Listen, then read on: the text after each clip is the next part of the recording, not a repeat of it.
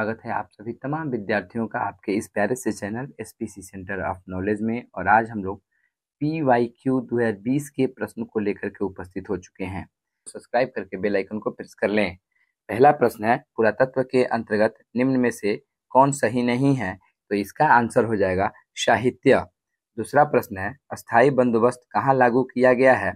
इसका अगर आंसर है जो है बंगाल। तीसरा प्रश्न है, 1857 के विद्रोह के समय भारत का बादशाह कौन था? तो इसका जवाब हो जाएगा बहादुर शाह द्वितीय। अगला प्रश्न है कि महाभारत का युद्ध कितने दिनों तक चला था? तो इसका आंसर हो जाएगा 18। अगला जो प्रश्न है, 1920 में कौन सा आंदोलन प्रारंभ हुआ था?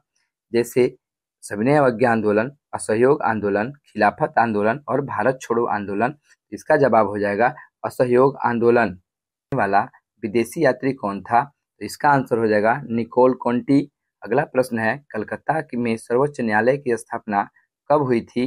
तो इसका आंसर हो जाएगा इनमें से कोई नहीं, क्योंकि इसकी स्थापना जो है सन 1774 ईस्वी में हुई थी, इसलिए यह ऑप्शन नहीं दिया गया है। तो यहाँ पे डी ऑप्शन सही हो जाएगा। अगला प्रश्न है, प्रयाग प्रशस्ति की रचना किसने की थी? तो इसका आंसर हो जाएगा हरिसेन। ऑप्शन सी सही हो जाएगा।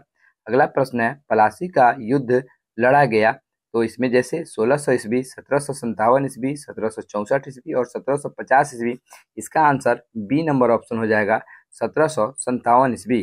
अगला प्रश्न है, गुरु नानक का जन्म कहाँ हुआ था? तो गुरु नानक का जन्म जो है तलवंडी में हुआ था। अगला प्रश्न है, ताजमहल का निर्माण किसने करवाया था? ताजमहल का निर्माण शाहजहां ने करवाया था। अगला प्रश्न, रानी लक्ष्मीबाई का जन्म कहाँ हुआ था? रानी लक्ष्मीबाई का जन्म काशी में हुआ था। ऑप्शन बी जो है इसका सही आंसर हो जाएगा। किसने दिया था? तो दिल्ली चलो का नारा जो है सुभाष चंद्र बोस के द्वारा दी गई थी। ऑप्शन जो ए है यह सही हो जाएगा।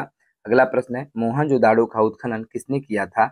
मोहनजोदाड़ो का उत्खनन जो है RD बनर्जी ने किया था। ऑप्शन सी यहाँ पे सही हो जाएगा। अगला प्रश्न है, 1857 के विद्रोह के समय इंग्लैंड का प्रधानमंत्री कौन था? तो इंग्लैंड का प्रधानमंत्री जो व्यक्ति था वह था पाम अस्टन। ऑप्शन सी सही जवाब हो जाएगा। 16 नंबर प्रश्न कर रहा है कि काशी में किस प्रसिद्ध संत का जन्म हुआ था? इसका आंसर हो जाएगा कबीर। अगला प्रश्न है कि जालियांवाला बाग हत्याकांड कब हुआ था? तो जालियांवाला बाग हत्याकांड जो है 13 अप्रैल 1919 ईस्वी को हुआ था।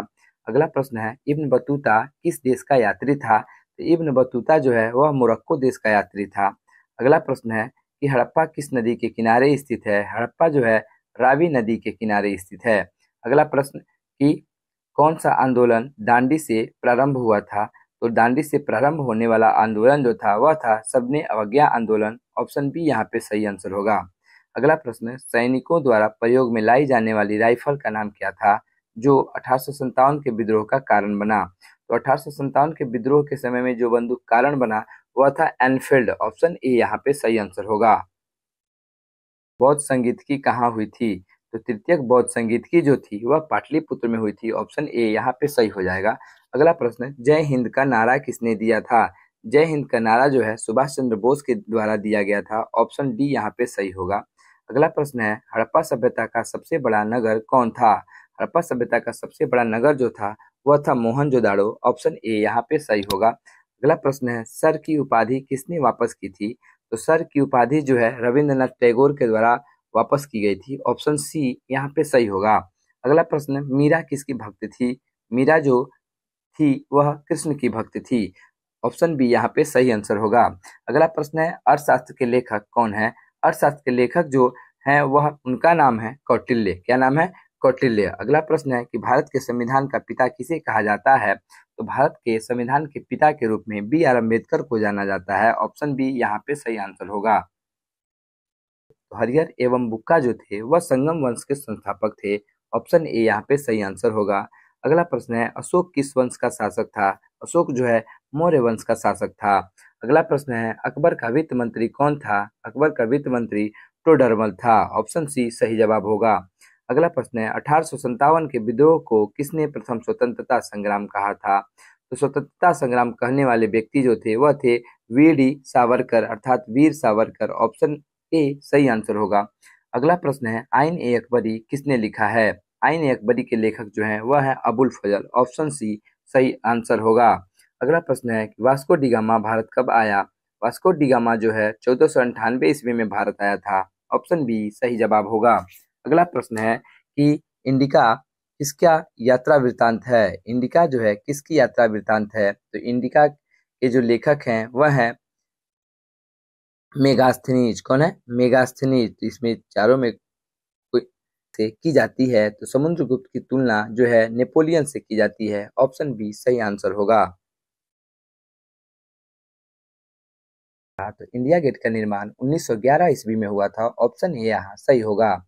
अगला प्रश्न, पानीपत का प्रथम युद्ध किस वर्ष हुआ था। तो पानीपत का प्रथम युद्ध जो है वो 1526 ईस्वी में हुआ था। ऑप्शन बी यहाँ पे राइट आंसर होगा।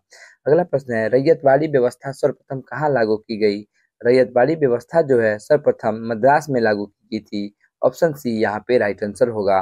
अगला प्रश्न है कि स्वतंत्र भारत के प्रथम गवर्नर जनरल कौन थे। तो स्वतंत्र भारत के प्रथम जो अगर भारतीय पूछता तो हम लोग लगाते सी राजगोपालाचारी। इसने केवल पूछा है कि स्वतंत्र भारत के प्रथम गवर्नर जनरल कौन थे, तो इसके अनुसार से लॉर्ड माउंटबेटन होगा। ऑप्शन बी यहाँ पे सही आंसर होगा।